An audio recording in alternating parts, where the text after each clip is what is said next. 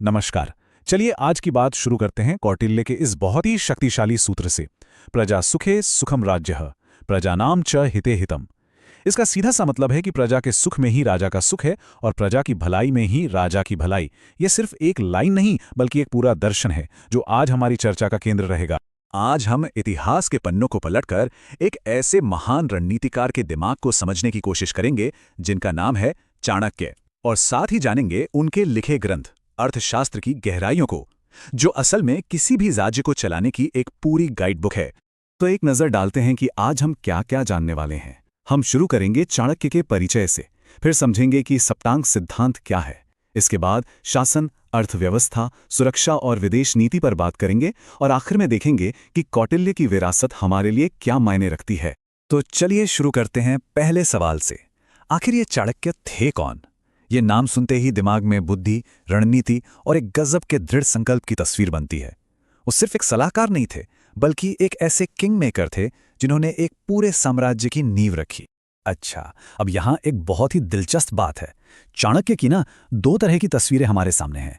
एक तो वो जो हम किस्से कहानियों में सुनते आए हैं, एक स्वाभिमानी ब्राह्मण जिसने नंद राजा के अपमान का बदला लेने की कसम खाई और एक साधारण से लड़के चंद्रगुप्त को भारत का सम्राट बना दिया। ये कहानियां हमें बौद्ध और जैन ग्रंथों में मिलती हैं। लेकिन दूसरी तरफ है इतिहासकारों की बहस।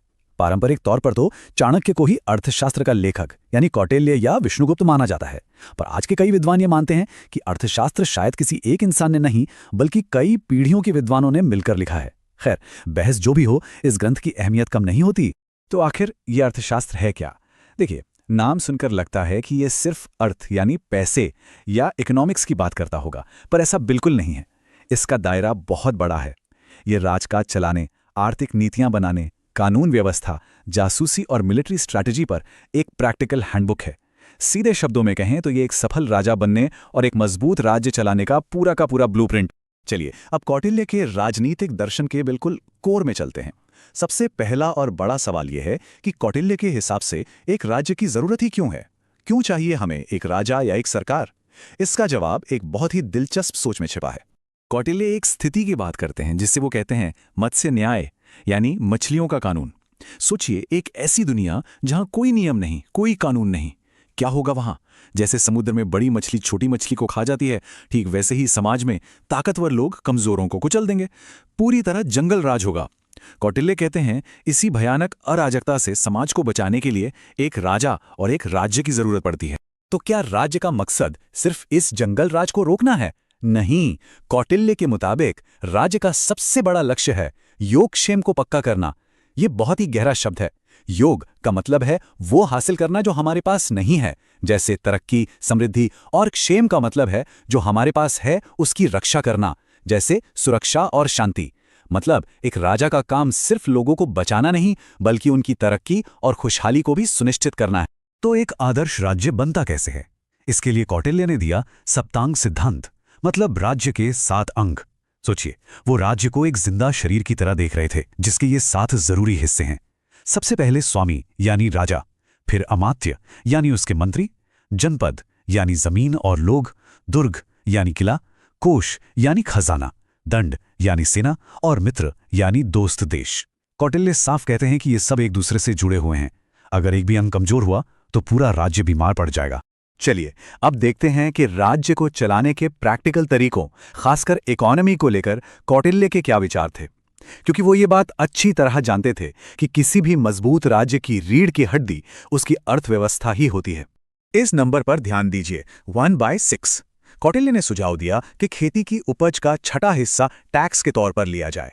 ये कोई मनमानी वसूली नहीं थी, ये एक तरह का सोशल कॉन्ट्रैक्ट था। जनता राजा को टैक्स देगी और बदले में राजा उन्हें हर तरह के खतरे से सुरक्षा देगा। मतलब टैक्स को एक बोझ की तरह नहीं बल्कि सुरक्षा और सुविधाओं के बदले दी जाने वाली फीस की तरह देखा गया। कौटिल्य की टैक्स पॉलिसी बहुत सोची समझी थी।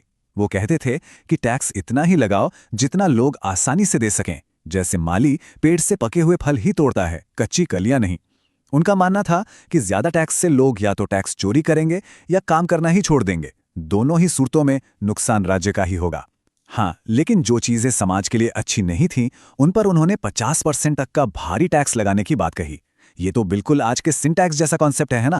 और ये चार्ट देखिए, ये कौटिल्य की गहरी आर्थिक समझ को दिखाता है। उन्होंने देश में बने सामान पर 5% और बाहर से आए सामान पर 10% प्रॉफिट मार्जिन तय किया। ऐसा क्यों? क्योंकि वो समझते थे कि विदेशी व्यापार में लंबा सफर और दूसरे कई तरह के रिस्क होते हैं, तो उस एक्स्ट्रा रिस्क के लिए व्यापारी को ज्यादा मुनाफा मिलना ही चाहिए। कितनी प्रैक्टिकल और बिजनेस फ्रेंडली सोच थी। अब जाहिर है, एक अच्छी इकोनॉमी के लिए देश के अंदर सुरक्षा और न्याय का माहौल होना बहुत जरूरी है। तो अब बात करते हैं कौटिल्य के जासूसी सिस्टम और उनकी न्याय प्रणाली की। कौटिल्य के लिए इंटरनल सिक्योरिटी सबसे ऊपर थी।